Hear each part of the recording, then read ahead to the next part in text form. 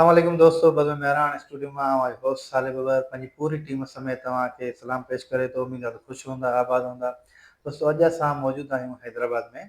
दोस्तों, अॼु जी असांजी महिमान शख़्सियत आहिनि, उहे आहिनि मोहतरम जनाब हकीम इमरान अहमद शेख साहब, जेके फर्ज़ंद अर्जुमंद आहिनि साईं मोहतरम जनाब हकीम नज़ीर अहमद शेख साहब जा। अचो तव्हांजी हुन सां मुलाक़ात करायूं।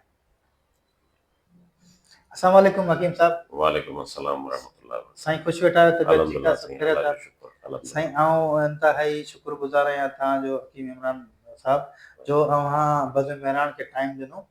ऐं साईं, सभ खां पहिरीं नाज़रीन सां पंहिंजो तारीफ़ कराए छॾींदा। साईं, मुंहिंजो नालो हकीम इमरान अहमद शेख, मुंहिंजे वालिद मरहूम जो नालो हकीम नज़ीर अहमद शेख, जेके फर्ज़ंद हुआ हकीम हाजी हामिद अली शेख मटियारी। असांजो जेको परॾाॾो हो हकीम मोहम्मद हुसैन शेख, जंहिंजो तालुक़ु मटियारी सां हो। मुंहिंजी तालीम जेका आहे सा अल्हम्दुलिल्लाह ग्रेजुएशन आहे, ऐं उन सां गॾु बैचलर ऑफ यूनानी मेडिसिन्स में मां जेको सो कोर्स कयो अल्हम्दुलिल्लाह 96 में पास आउट कयो। ऐं उन सां गॾोगॾु पंहिंजी हिकमत जो जेको सो तालीम हासिल करण लाइ 96 में मूं नेशनल काउंसिल फॉर तिब इस्लामाबाद खां डिग्री हासिल कई, जेको आहे 96 में मां पास आउट कयो। ऐं उन सां गॾोगॾु मुंहिंजे वालिद साहब सां गॾु हिकमत जो सिलसिलो रहियो। जारी रहियो। हा, अल्हम्दुलिल्लाह जारी रहियो। वाह वाह, तमामु बहितरीन।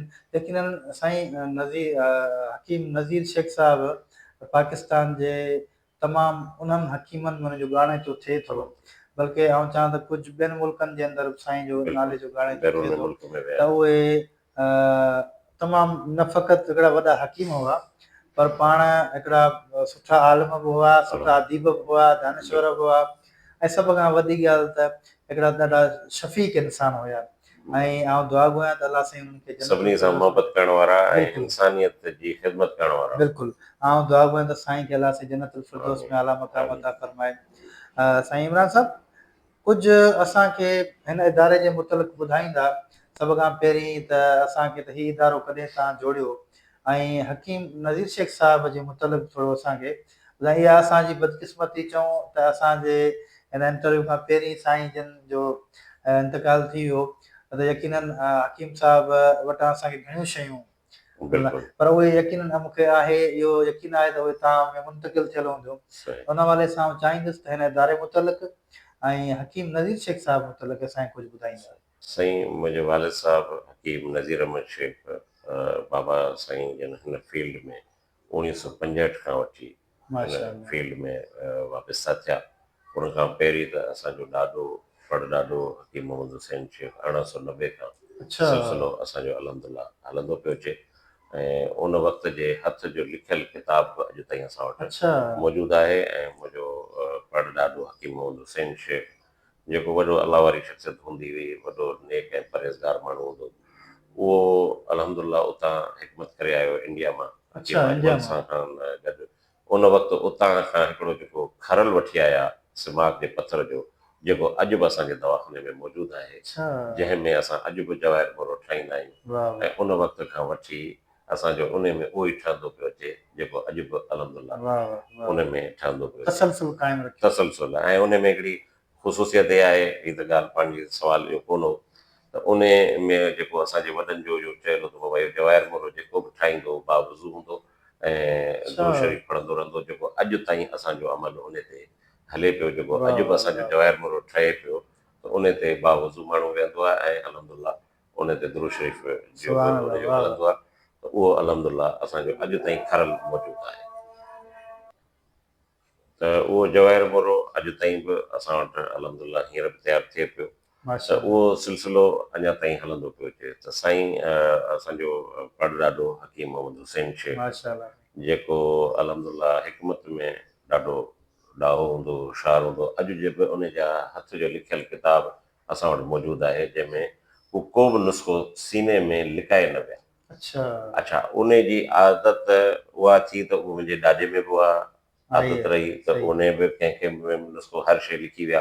त मुंहिंजे वालिद मरहूम में बि उहा ई आदत रही, बल्कि मुंहिंजे वालिद साहब त इन में वरी अञा जिदत इहा आंदी हुई त वालिद साहब हिकिड़ी निजी अख़बार में सवालनि जा जवाब ॾींदो हो, जिन में माण्हुनि खे घर वेठे नुस्ख़ा लिखी छॾींदो हो अच्छा, त बाबा वञी घर में इस्तेमालु करे मूंखे दुआ कर। ये तो वॾी त ॻाल्हि आहे उहो तमामु। ख़तनि जे ज़रिए उन ज़माने में, इहो आउं ॻाल्हि करियां पियो 1985 86 87 जे ॾहाके जी, त उन वक़्तु वालिद साहब वटि माण्हू कालम ईअं लिखंदा हुआ वालिद साहब जिन इबरत अख़बार में, वरी उन खां पोइ जेको सो सवालनि जा जवाब ॾींदा हुआ अख़बार जे ज़रिए बि, ऐं उन वक़्तु ख़तनि जे ज़रिए, छो जो मोबाइल जो दौरु कोन हो, सही। त उन वक़्तु ख़तनि जे ज़रिए बि जवाब ॾींदा हुआ।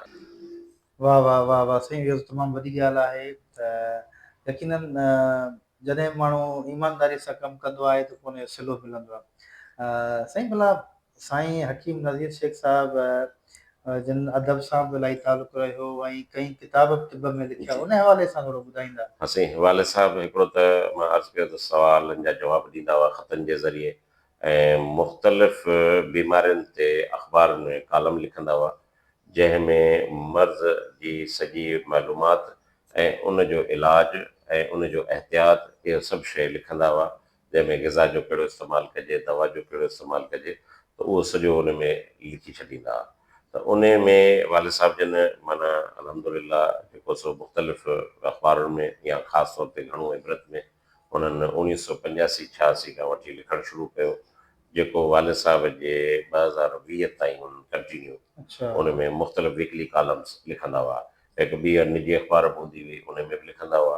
पोइ उन खां पोइ वालिद साहब जन सिंधीअ में तिब ते 5 किताब लिखियईं, माशाअल्लाह, जंहिंमें मुख़्तलिफ़ बीमारियुनि ते उन्हनि जो इलाजु, उन्हनि जो एहतियात, उहे सभु शयूं उन्हनि हिकिड़ी जॻह ते मजमू ठाहे, सही, उन में हिकिड़ो जेको सो बीमारियूं ऐं सबब ऐं उनजो इलाजु, सिहत ऐं इलाही, समाज, सिहत ऐं साञे, बीमारियूं ऐं सबब ऐं इलाज, इहे सभु उन्हनि जा किताब जेके अॼु बि अल्लाह साईं जी महिरबानी सां असां वटि मौजूदु आहिनि, जेके इलाहियुनि माण्हुनि ताईं उहे पहुता ऐं उन्हनि मां इलाहियुनि माण्हुनि फ़ाइदो सही, वरितो। उहे सभु तिब्बत ई हुआ। तिब ते सभु सही, किताब मुख़्तलिफ़ बीमारियुनि ते लिखंदा हुआ, ऐं वालिद साहब जो छा आहे जो अदब सां तालुक़ु हो, हा बिल्कुलु, त उन में वालिद साहब जन हिकमत खां हटी करे बि अच्छा, मुख़्तलिफ़ नसीहतूं ॾियणु, नसीहत जा नुक़्ता ॿुधाइणु, सही, ऐं अलाह ताला खे नेकी ॾे, मौजूदा हालात ते बि तबसरो कंदा हुआ। सही, इलेक्शन जो दौरु हूंदो त इलेक्शन जे दौर ते तबसरो कंदा बिल्कुलु, हुआ, सही, जहिड़ो माहौल हूंदो उन ते, सही, मुख़्तलिफ़ फ़र्ज़ु करे हिकिड़े अंबनि जी सीज़न थी थिए त उन ते बि लिखंदा हुआ। सही, पोइ साईं में उन्हनि ते तमामु मां, वॾी क्वालिटी हा अथव। अल्हम्दुलिल्लाह वालिद साहब सही, में इहा अलाह जी महिरबानी सही, सां सही। एतिरी हूंदी हुई जो हर शोबे में सही, अल्हम्दुलिल्लाह सही। उहो सुठो।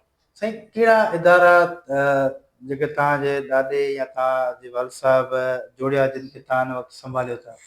साईं असांजो पहिरीं त हुसैनी शिफ़ाख़ानो मटियारी उहो हलियो पिए सही, ॾाॾा जे मरहूम जे दौरान, पोइ 1984 में असांजो पहिरीं जेको दवाख़ानो हो नज़ीर दवाख़ाना जे नाले सां, जेको न्यू सईदाबाद में, वालिद साहब 20 साल न्यू सईदाबाद में रहिया, अच्छा, त 1984 में नज़ीर दवाख़ानो असांजो हूंदो हो, जंहिंमें असांजी मशहूरु प्रोडक्ट हूंदी फ़क़ी बेनज़ीर, जेका फ़क़ी बेनज़ीर, अॼु ताईं आहे, उहा अॼु मशहूरु आहे। अॼु बि मौजूदु आहे उहा अल्हम्दुलिल्लाह। छा जी फ़क़ी आहे साईं? गैस बदाज़मो, सीने जलन, पेट जी भर्ती, अच्छा, त वालिद साहब जो नज़ीर अहमद नालो हो, सही, त बेनज़ीर उन मां इहो ठाहिनि, त बेनज़ीर माना बेमिसाल, बेमिसाल, त सही, उन हवाले सां, सही, त ॿियो को बि हवालो कोन हो, सही, फ़क़ी बेनज़ीर उन हवाले सां 1984 में उन दौर में सही, रजिस्टर्ड कराई, जेका अख़बारुनि में माशा इश्तिहार ॾींदा वाह, हुआ, त अल्हम्दुलिल्लाह उहा अॼु ताईं असां वटि वाह, मौजूदु आहे। उन खां पोइ साईं 1995 में असां हिकिड़ो इदारो क़ाइमु कयो, नज़ीर नेचुरल क्योर, नज़ीर नेचुरल क्योर, नेचुरल क्योर, जंहिंमें असांजो जेको ब्रांड फ़क़ी बेनज़ीर त असांजी पुराणी प्रोडक्ट हुई, उन खां अलावा ॿियूं प्रोडक्ट हुयूं, उन में असां कलवंजीअ जे तेल खे अच्छा, इंट्रोडक्शन करायो। सही, छा जो कलवंजी जी माण्हुनि खे मालूमात कान हूंदी हुई, सही, हुज़ूर सल्लल्लाहु अलैहि वसल्लम जी दुआ हदीस आहे, मुबारक आहे हदीस बेशक, मुबारक ते बिल्कुलु, सवाइ मौत जे हर मर्ज़ में शिफ़ा आहे। सही, 1995 में असां जेका नज़ीर कलवंजी ऑयल इंट्रोडक्शन करायो आहे, उन सां गॾु ॿियूं बि प्रोडक्ट्स असां सही, इंट्रोड्यूशन करायूं, जेके हिन वक़्तु तक़रीबन 40 प्रोडक्ट्स अच्छा, असां मैन्युफैक्चर करियूं पिया, सही, जंहिंमें मशरूबात बि आहिनि, सही, अर्कियात बि आहिनि, सही, मुख़्तलिफ़ शयूं आहिनि। कि तव्हांखे इहो ॿुधाईंदे मूंखे ख़ुशी थींदी त माण्हुनि खे कलवंजीअ जी का अवेयरनेस ई कान हुई, का ख़बर ई कान हुई, अच्छा, जंहिं ते वालिद साहब, मुंहिंजे मरहूम वालिद साहब तमामु घणो कलवंजीअ ते लिखियो ऐं कलवंजी जी मालूमात ॾिनई ऐं कलवंजी जा इस्तेमालु ॿुधाई, त अल्हम्दुलिल्लाह अॼु अलाह जी महिरबानी सां उन हवाले सां कलवंजी जे हवाले सां असां साईं ॿ टे फ़ाइदा नाज़रीन खे ॿुधाए ॾियो हा, जी। कलवंजी हुज़ूर सल्लल्लाहु अलैहि वसल्लम जी दुआ कयल जड़ी बूटी आहे, त सवाइ मौत जे हर मर्ज़ में शिफ़ा आहे। इन जा जेके असां तजुर्बात कया उन में इहे कयासीं त हिकिड़ो त ही ब्लड प्रेशर में जेकॾहिं तव्हां 5 कतरा पाणी में विझी पियो त अलहमदिल्ला उहो नॉर्मल थो थिए। पर हिनखे जेकॾहिं तव्हां डेली सुबुह जो 5 कतरा निहार मुंहुं कंहिं बि चांहि में, जूस में, पाणी में, कंहिं में विझी पियो सही। त तव्हांजो इम्यून सिस्टम डेवलप थींदो, अच्छा। तव्हांखे का बीमारी वेझी कान ईंदी, तव्हांखे जोड़नि जे सूर में फ़ाइदो ॾींदो, अच्छा। संधनि जे सूर में फ़ाइदो ॾींदो, ऐं उन सां गॾु तेल साॻियो मतिलबु मालिश करे सघूं था जोड़नि सही जे सूर में, सही। संधनि जे सूर में मालिश बि उनखे करे सघूं था। अच्छा, ॿी हिन ते असां रिसर्च कई, उन में वारनि ते इस्तेमालु करायोसीं माण्हुनि अच्छा। खे, त उन में अल्हम्दुलिल्लाह वार किरण बंदि थी विया, वारनि मां ख़ुश्की ख़तमु थी वई, वारनि खे शाइनिंग आई, वारनि खे ब्लैकपन आयो, त अल्हम्दुलिल्लाह उन में ॾाढो फ़ाइदो आयो। असां त उन जो तेल त पंहिंजी जॻह ते, पर उन जो शैम्पू बि ठाहियोसीं जेको अॼु बि असांजे दवाख़ाने में मौजूदु आहे, अञा मार्केट न कयो आहे, इनशाला करीब उन जो शैम्पू ठाहियो अथऊं, उन जो साबुण ठाहियो अथऊं कलवंजी जो, ऐं उन कलवंजी जी वरी क्रीम बि ठाही अथऊं चहिरे ते लॻाइण लाइ, अच्छा। जेके असांजे क्लिनिक ते मौजूदु आहिनि। मतिलबु उहा क्रीम जेको आहे छा उहा कंदी आहे? पिंपल्स लाइ ऐं चहिरे ते शाइनिंग लाइ आणण लाइ, ऐं अच्छा। जीअं चवंदा आहिनि न त कारनि दाणनि मां अछो थियो, सही। कुदरती आहे बिल्कुलु तेल, इन मां फ़ाइदा आहिनि, सही। त उन में जेको सो चहिरे खे लॻाइण जे लाइ बिल्कुलु शैम्पू त हुई वारनि जे लाइ, बिल्कुलु साबुण बि चहिरे जे लाइ, सही। इहे सभु शयूं असां पंहिंजी ठाहियूं जेके अनकरीब इनशाला असांजो मार्केट में आणण जो प्रोग्राम आहे इनशाला। सही। साईं उन खां अलावा ॿियो कहिड़ा इदारा ठाहिया? अच्छा साईं, असांजो हिकिड़ो त नज़ीर नेचुरल क्योर, ॿियो जेको असांजो इदारो आहे AR लेबोरेटरीज़, जंहिंमें असां कंसल्टेंसी कंदा आहियूं, जंहिंमें असांजे कुझु प्रोडक्ट्स आहिनि जंहिंजी फार्मुलेशन मुंहिंजे वालिद मरहूम जी ॾिनल आहे, जिन खे हिन वक़्तु आउं लुक आफ्टर कंदो आहियां, सही। त उहो इदारो AR लेबोरेटरीज़ आहे, नज़ीर नेचुरल क्योर आहे, टियों असांजो ही पंहिंजो मतिलबु आहे जंहिंखे असां पंहिंजो मरीज़नि जो सिलसिलो हले पियो। सही। इहा साईं हकीम साहब, हिन वक़्तु हर माण्हू बीमार आहे, हर माण्हू इवन नंढा नंढा ॿार बीमारी में वतल आहिनि, सबबु छा आहे? हिकमत छा थी चवे हुन हवाले सां? साईं, हाणे पहिरीं ॻाल्हि इहा त अॼुकल्ह जा पंहिंजा जेके खाधा आहिनि, जंक फूड जेको घणो इस्तेमालु थिए थो, सही। फास्ट फूड आहे जंहिंमें बर्गर आहे, इहे शयूं जेके थियनि थियूं, या उन्हनि में जेके गैर मयारी मसाला जात या ऑयल वग़ैरह जो इस्तेमालु थियणु, हिकिड़ो त सबबु इहो आहे। सही। ॿियो सबबु इहो आहे त पंहिंजी मामूलात ज़िंदगी तब्दील थी वई आहे। तव्हां जेकॾहिं ॾिसंदव त पुराणे दौर में सुबुह राति जो माण्हू इशा खां पोइ 9 खां पोइ 10 खां पोइ माण्हू सुम्ही रहंदो, त उहो माण्हू आराम सां तहजुद ते बि उथंदो हो ऐं फजर ते बि उथंदो हो, ऐं वरी सुबुह जो टाइम सां नाश्तो कंदो हो, मंझंदि जी मानी टाइम सां खाईंदो हो, त बीमारियूं एतिरियूं न हूंदियूं हुयूं। तव्हां हुन वक़्त में ॾिसो त न शुगर एतिरी ॿुधंदव, न ब्लड प्रेशर ॿुधंदव, न का अहिड़ी ॿी बीमारियूं ॿुधंदव। अॼुकल्ह जे दौर में पंहिंजा टाइम जेके मामूलात ज़िंदगी आहे उहा सफ़ा तब्दील आहे, राति जो देरि सां सुम्हूं पिया, देरि सां मानी खाऊं पिया, टाइम सां असांजी ग़िज़ा कान्हे, ऐं उहा क्वालिटी ग़िज़ा जी कान्हे, त उन जे हिसाब सां असांजे में बीमारियूं बि तमामु घणियूं पखिड़िजनि। ऐं साईं जेके नफ़्सियाती बीमारियूं आहिनि उहे वधीक आहिनि, या जेके जिस्मानी बीमारियूं आहिनि उहे वधीक आहिनि इंसान जे अंदरि, या जेके ख़ानदानी बीमारियूं ट्रांसफर थींदियूं आहिनि उहे वधीक आहिनि? हिन वक़्तु तव्हां कयो था कमु, त कहिड़ियूं बीमारियूं इंसान ते हावी आहिनि, ख़्वाहिशनि वारियूं या हू जेके जेनेटिकल आहिनि? असांजे हिन वक़्तु ख़ासि तौर ते जेको नौजवान तबिको आहे उहो तमामु जेको सो लपेट में आहे, जो उनजी मेन वजह इहा आहे त अॼुकल्ह जेको ही सोशल मीडिया आहे या पाण वटि मोबाइल आहे, उन हवाले सां नौजवान तबिको सॼो सम्झो त तक़रीबन तबाह आहे, अहिड़ी हालत आहे उन्हनि जी। त उन हवाले सां ॾिठो वञे त उन्हनि मां छा थी जनरेशन थिए, उन मां ई नफ़्सियाती मरीज़ पैदा थियनि था, एंज़ाइटी बि थिए थी, एहसास कमतरी बि थिए थी, इन्हनि शयुनि मां ई पोइ जनमु वठनि थियूं। अच्छा, कुझु बीमारियूं मरूसी हूंदियूं आहिनि जंहिंमें शुगर आहे या ब्लड प्रेशर आहे, वॾनि खां हलंदी बि अचे, वॾनि जी हिस्ट्री आहे, TB आहे, उहा आहे। अॼुकल्ह तव्हां ॾिसो त कैंसर केॾो पैदा थी वियो आहे, कैंसर जो वॾा तमामु घणा पैदा थी विया आहिनि। उन्हनि जी वजूहात इहा ई आहे त पाण गैर मयारी मसाला जात या गैर मयारी शयूं इस्तेमालु करियूं था पोइ उन मां, ऐं अल्हम्दुलिल्लाह उन जो बि अलाह जी महिरबानी सां अॼुकल्ह जे जदीद तहक़ीक़ खां पोइ हिकमत में बि उन जे लाइ बहितरीनु दवा सां बूटी अचे पई, जेका कैंसर में फ़ाइदो ॾिए पई। अच्छा त अलहमदुलिल्लाह। सही त सही मक़सदु ॻाल्हि जो इहो त पाण वरी हुन ॻाल्हि ते अचूं त जेके मरीज़ पैदा थियनि पिया एंज़ाइटी जा या डिप्रेशन जा, त उन जी वजूहात इहे ई आहिनि त असांजी मोबाइल जो घणो यूज़, पोइ उन में पंहिंजे नौजवान तबिके पाण खे ख़राबु करे छॾियो, उन में ई एंज़ाइटी थी वेंदी, उन में ई अच्छा मैदे जी ख़राबी जे करे बि एंज़ाइटी थिए थी, बिल्कुलु हाँ उन जे करे बि ख़राबी थिए थी, सही उन जो मैदो छा मां ख़राबु थो थिए, उजागे पंहिंजे मां उजागो ग़लति खाधा, हाँ हाँ निंड पूरी न हुअण, पोइ हाँ आयरन डेफिशिएंसी थो वञे, सही इहे सभु शयूं पैदा थियूं। हाँ वरी माण्हू आहे त वधीक मैनपुड़ी पियो खाए, वधीक सिगरेट पियो पीए, वधीक चांहियूं पियो पीए, हा, वधीक टाइम जागे पियो। हर शइ जो फितरत खे हिकिड़ो सही, ब्रेक करे हर ॾिनो। शइ जो बेजा इस्तेमालु जेको आहे न उहो नुक़सानु आहे। नुक़सान। माण्हू चवनि था त हिकमत एतिरी फ़ाइदेमंद न आहे जेतिरी मेडिकल आहे, ऐं हिकमत देरि सां फ़ाइदो ॾिए थी, ऐं उन जा साइड इफेक्ट इलाही आहिनि जेके गुर्दनि ते असरु कनि थियूं दवाऊं, या माण्हुनि में एतिरी स्टेमिना कोन्हे, सघ कोन्हे जो हुननि खे बर्दाश्त करे सघिजे।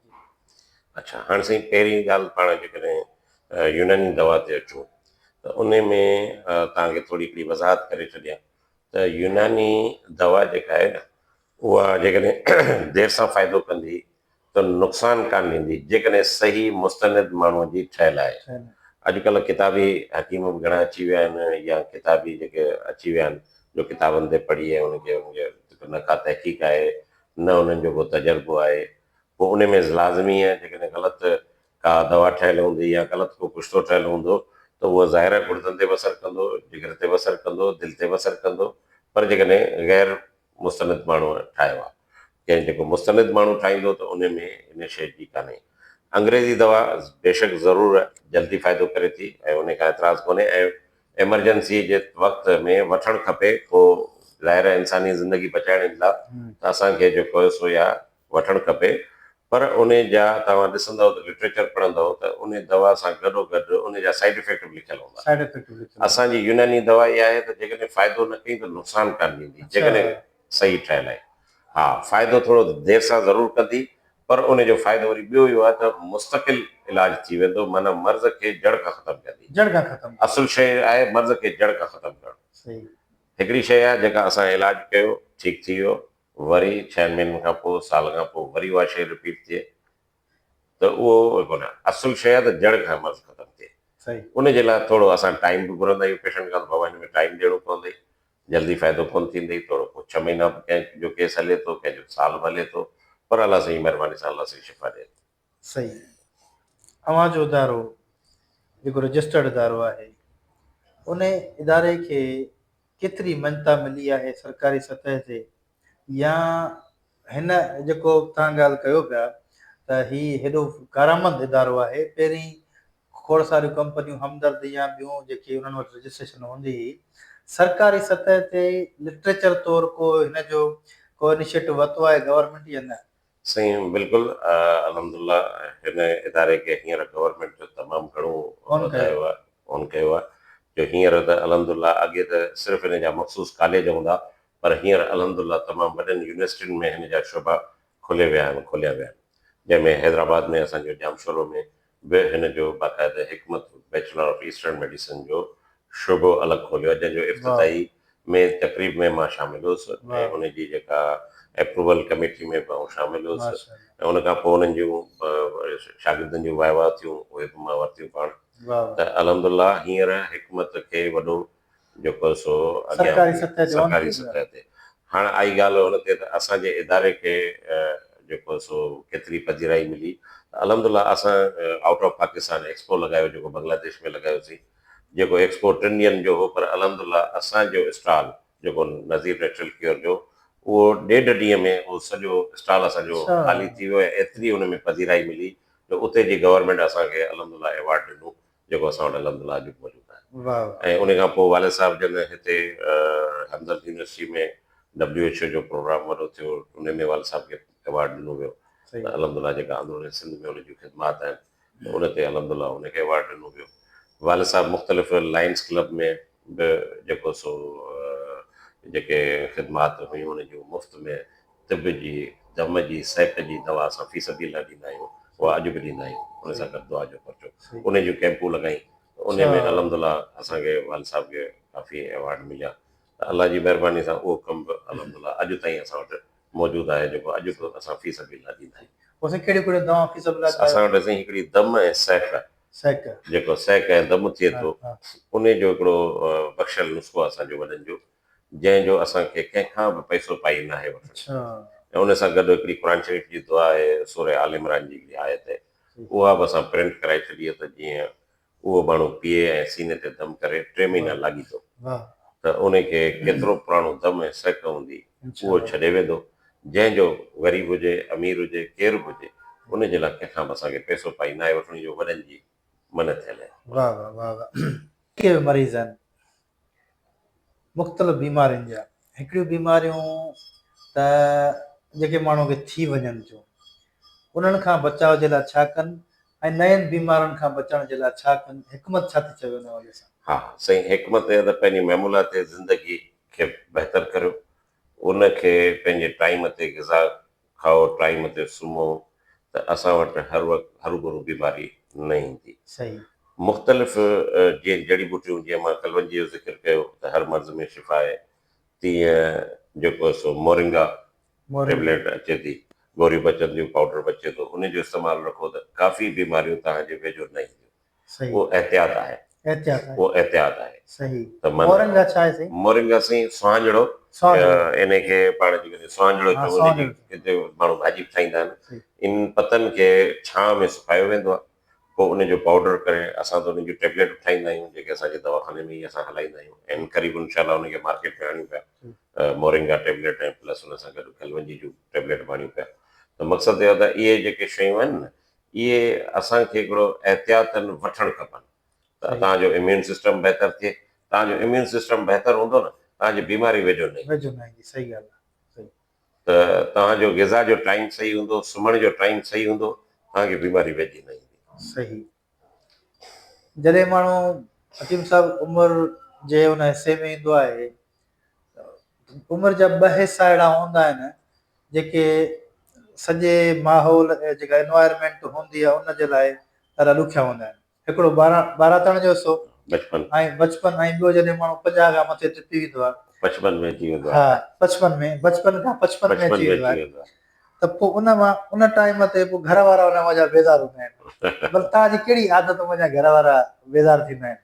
हा, ऐं उनजे अंदरि जेकॾहिं घर में दाख़िल थियुसि ऐं वरी मूंखे मोबाइल ते जेकॾहिं कंहिंजा मैसेजिस आयल हूंदा, उन्हनि जो रिप्लाए ॾींदुसि या उन्हनि खे जवाबात ॾींदुसि राति जे टाइम ते, उन में ज़रूरु घर वारा चवंदा आहिनि, पोइ बसि हिते बि दवाख़ानो पियो हलाई, हिते बि आऊं त इंसानी ज़िंदगी जे माण्हुनि जे सही ख़िदमत जे ख़िदमत हवाले में सां, पर उन ते हू थोरो बेज़ार थींदा आहिनि। बेज़ार थींदा आहिनि, सही सही।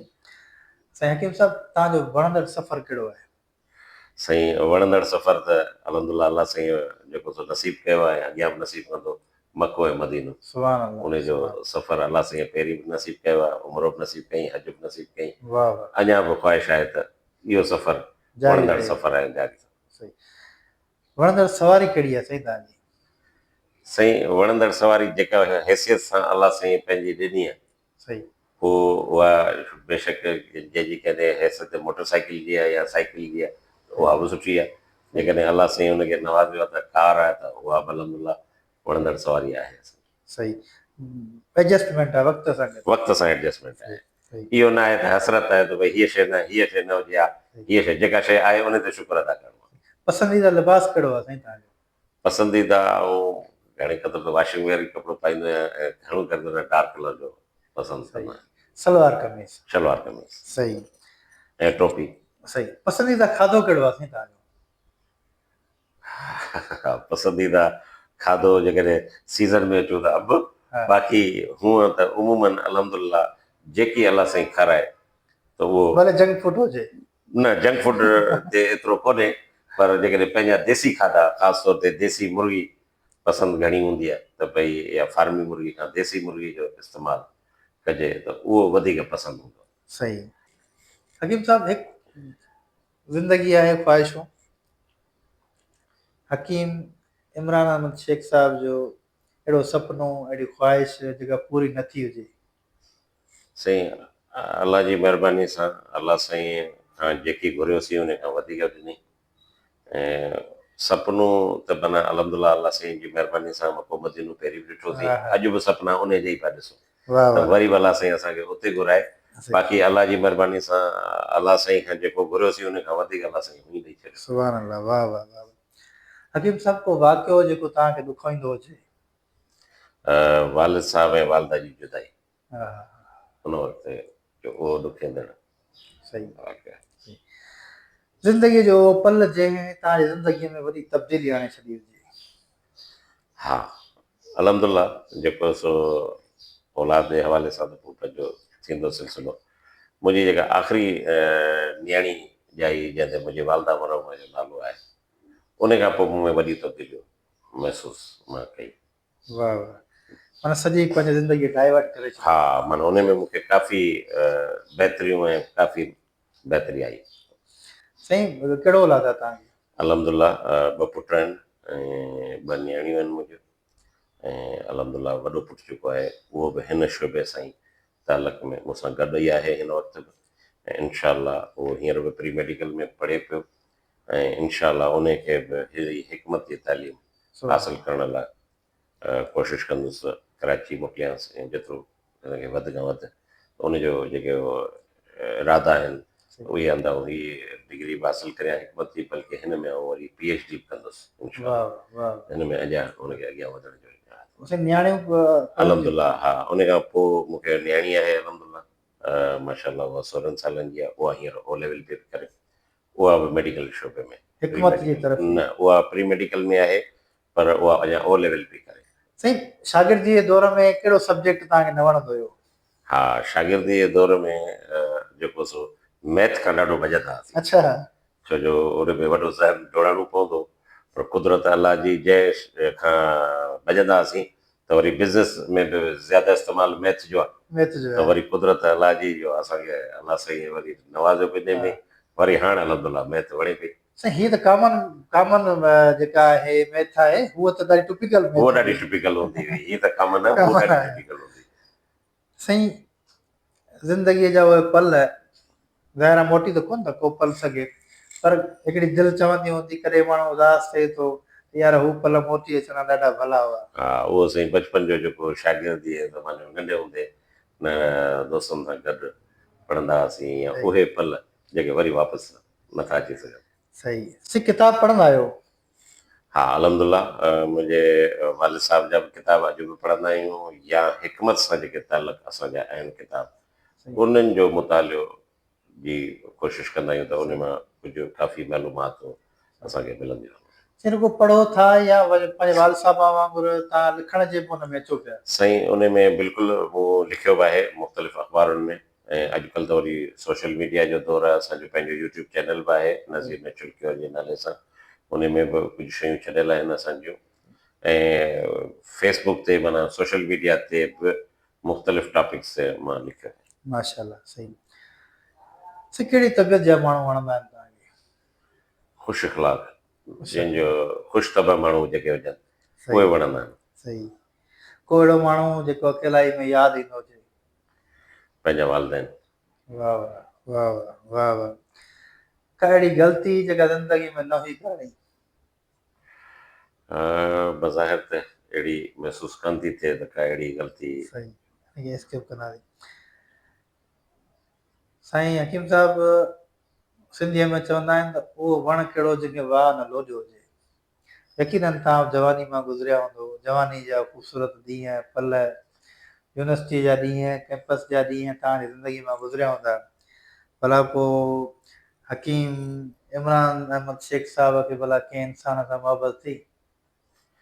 पंहिंजी वालदा ऐं वालिद साहब सां त हुई अल्हम्दुलिल्लाह, बाक़ी त अल्हम्दुलिल्लाह जेको हमसफ़र आहे उन सां त हुई आहे। अच्छा, लव मैरिज हुई? अल्हम्दुलिल्लाह। वाह वाह वाह वाह, तो तव्हां ख़ुशनसीब माण्हू आहियो भई। तमामु बहितरीनु तमामु बहितरीनु। हकीम साहब तव्हांजी ज़िंदगीअ जो मिशन ऐं मक़सदु छा आहे? इंसान ज़ात जी ख़िदमत, ऐं जेतिरो थी सघे पाण मां कंहिं ॿिए खे फ़ाइदो ॾिजे, त उन जहिड़ी ॿी ॻाल्हि कान्हे। हुकूकुल इबाद उहो अदा कजे, बहितर खां बहितर करण जी कोशिशि, ऐं असांजो जंहिं शोबे में असां कमु करियूं पिया उनखे अञा बहितर खां बहितर करण जो मिशन आहे सही त हिनखे अञा बहितर करियूं ऐं इनशाला असांजी अनकरीब नई वेबसाइट लॉन्च थिए पई जेका ई कॉमर्स वारी वेबसाइट लॉन्च थिए माशाल्लाह पई जंहिंमें असांजो टोटल थ्रू आउट पाकिस्तान या वर्ल्ड वाइड उनखे असां ऑनलाइन वाह करियूं पिया वाह इनशाला सही साईं ॾिसंदड़नि जे लाइ को अव्हां जो पैगाम हा माण्हुनि कंहिं बि जी बि दिलि आज़ारी न करियो ॾिसो न निमाज़ रोज़ो उमिरो हज इहो तव्हांजी पंहिंजी ज़ातियात जो अमल आहे इन जो तालुक़ु अलाह साईं सां तव्हांजो पंहिंजो आहे कंहिंखे जेकॾहिं ॾियो न त ॾुखोयो न कंहिंखे ॾियो न त ॾुखोयो न ऐं हुकूकुल इबाद माण्हुनि जा जेके पंहिंजा हक़ आहिनि उन्हनि जा अदा करियो नियाणियुनि जो हक़ अदा कनि या जेको सो जेके जंहिंजो कंहिंजो बि हक़ खाइनि सही उहो जेको सो आहे त माण्हुनि खे पैगाम त जेतिरो थी सघे उहो हुकूकुल इबाद सही साईं हकीम साहब मूं ॾिठो आहे त ही जेको हिकमत जो शोबो आहे या ख़ासि तौर ते जेको एलोपैथी आहे या होम्योपैथिक आहे इहे जेके बि साइडूं आहिनि उन में फीमेल डॉक्टर्स जो तमामु किल्लत नज़र आई आहे या त बिल्कुलु आहिनि ई कोन सबबु छा आहे साईं न ईअं कोन्हे दरअसल जेको आउं तव्हांखे ॿुधायां त हिकमत में तबीबा तमामु घणियूं अची वियूं आहिनि हींअर जेके पंहिंजे घरनि में प्रैक्टिस कनि पियूं या मुख़्तलिफ़ जॻहियुनि ते बि प्रैक्टिस कनि पियूं बल्कि हाणे त इन में काफ़ी बैचलर ऑफ ईस्टर्न मेडिसिन में अची वियूं आहिनि जेको तजुर्बो मां लास्ट ईयर हिते सिंध यूनिवर्सिटी में बैचलर ऑफ ईस्टर्न मेडिसिन जो इन वाइवा वरिती त 96 मां 64 जेको सो लेडीज़ हुई बाक़ी अच्छा जेंट्स हुआ अच्छा हाणे एतिरो अंदाज़ो लॻायो त मूं सही 64 जी सिर्फ़ु लेडीज़ जी वाइवा वरितियूं सही ऐं एॾियूं होशियारु ऐं एॾियूं कॉम्पिटेंट जेके मूंखे छोकिरनि खां वधीक लॻियूं त उन हवाले सां या जेके मुख़्तलिफ़ कराची में यूनिवर्सिटियूं आहिनि जंहिंमें बैचलर ऑफ ईस्टर्न मेडिसिन थिए पई त उन में बि लेडीज़ जो तमामु घणो आहे ऐं लेडीज़ उहे PhD कनि पियूं माशाल्लाह कुझु तबीबाऊं हैदराबाद में प्रैक्टिस कनि पियूं सही कुझु कराची में कनि पियूं कुझु सुठनि हर्बल इदारनि में सुठनि उहिदनि ते फ़ाइज़ आहिनि सही बिल्कुलु इन में सही आहिनि साईं गायनाकोलॉजिकल जेके इश्यूज़ आहिनि हम्म, हम्म, वुमेन सां हम्म। उन जो हिकमत में छा स्कोप आहे या उन जे लाइ कहिड़ा जेके मुतहरिक दवाऊं या इलाज आहिनि जेके करे करे जेके सीज़र खां ऑपरेशन्स जेको हींअर वॾो कारोबार थी पियो ऑपरेशन जो वॾो कारोबार उन थी वियो उन खां बची सघनि वुमेन्स साईं हाणे ॾिसो न इन जे हवाले सां गाइनी जे हवाले सां असांजे हिकमत में काफ़ी शयूं आहिनि जिन में लेडीज़ सां जेके पेचीदगियूं अचनि थियूं उन्हनि जो हल ऐं उन्हनि जो इलाज असां वटि अलहमदिल्ला मौजूदु आहे सर्जरी जेको सो केस टू केस डिपेंड थो करे के त लेडीज़ असांजूं एतिरियूं हज़रात आहिनि जेके चवंदियूं आहिनि न बसि भले नॉर्मल थिए तॾहिं बि हू डिलीवरी ते हली वेंदियूं आहिनि त जीअं आसानी असांखे पैदा थिए पर डिलीवरी जा जेके पोइ इफेक्ट्स आहिनि उहे ॾाढा ख़राबु आहिनि जंहिंमें ख़ासि तौर ते लेडीज़ खे कमर जो सूरु आहे या वज़न जो मोटापो आहे या ॿियूं शयूं जनमु वठनि थियूं उन हवाले सां तव्हां ॾिसो त अॼु खां पुराणे दौर में जेके नॉर्मल डिलीवरी थींदियूं हुयूं हिकिड़ी औरत 8 ॿार बि ॼणंदी हुई पर बिल्कुलु स्लिम स्मार्ट हूंदी हुई त ही पुराणो ज़मानो हूंदो दाइन वारो ज़मानो हूंदो का ॻाल्हि कान हूंदी त अॼुकल्ह जे दौर में ॾिसो त तव्हां सही जो केॾो फ़र्क़ु आहे त उन हवाले सां अलहमदिल्ला गाइनी जे हवाले सां बि असांजे हिकमत में तिब वॾो में स्कोप आहे वॾो स्कोप आहे काफ़ी इलाज आहे असांजूं जेके तबीबाऊं आहिनि उहे गाइनी ते सुठो कमु कनि अच्छा पियूं अलहमदिल्ला इहा हिकिड़ी नवाण आहे हा इहो असांजे तमामु सुठो कमु कनि पियूं नाज़रीन जे लाइ जी जी साईं हकीम इमरान नज़ीर शेख साहब तव्हांखे आउं चवंदुसि इन करे बिल्कुलु जो उन सां ई जुड़ियल आहियूं उन सां जुड़ियल आहियो ऐं आउं त चाहींदुसि त तव्हां इन नाले खे ज़िंदा बिल्कुलु सर अॼु बि तव्हां मुंहिंजे मतिलब जो बोर्ड ॾिसंदव त वालिद साहब जे नाले जी शुरूआति वालिद साहब जे नाले सां आहे सो साईं तव्हांजी वॾी महिरबानी तव्हां खां काफ़ी शयूं सिखियूं असां ॿुधोसीं ऐं यकीननि ही तव्हां सां पहिरीं मुलाक़ात हुई ऐं हिन खां पोइ तव्हां सां मुलाक़ातूं इंशाल्लाह असांजी जारी रहंदियूं ऐं तव्हां सां मिली करे ॾाढी ख़ुशी थी ऐं तव्हांजो शुक्रगुज़ार आहियां तव्हां असांखे टाइम ॾिनो वक़्तु ॾिनो नाज़रीन अॼु जेका असांजी हैदराबाद में मोहतरम हकीम इमरान अहमद शेख साहब जिन सां मुलाक़ात हुई उहा मुलाक़ात पुॼाणी ते पहुचे थी ऐं उमेदु आहे त तव्हां अॼोकी हिन मुलाक़ात मां जाम तमामु हिन वीडियो खे ॾिसंदा ऐं पंहिंजी सिहत जो घणे में घणो ख़्यालु रखंदा ऐं छो त सिहत तंदुरुस्ती हज़ार नेमत आहे ऐं हकीम नज़ीर शेख साहब जे हवाले सां त क्लिनिक मौजूदु आहे जेके हकीम नज़ीर शेख जी हिते तिबखानो बि सॼो वञे थो, ऐं हकीम इमरान अहमद शेख साहिब जे नाले सां हिते जेको तिबखानो मौजूदु आहे, साइमा प्लाज़ा खां हेठि जेको असीं हैदराबाद में लहूं था उते। साईं जन सां जेका असांजी मुलाक़ात हुई ॾाढी फ्रूटफुल रही। इंशाअल्लाह ताला वरी ॿी शख़्सियत सां मुलाक़ात ताईं असांखे ॾींदा इजाज़त। तेसिताईं अला भाई।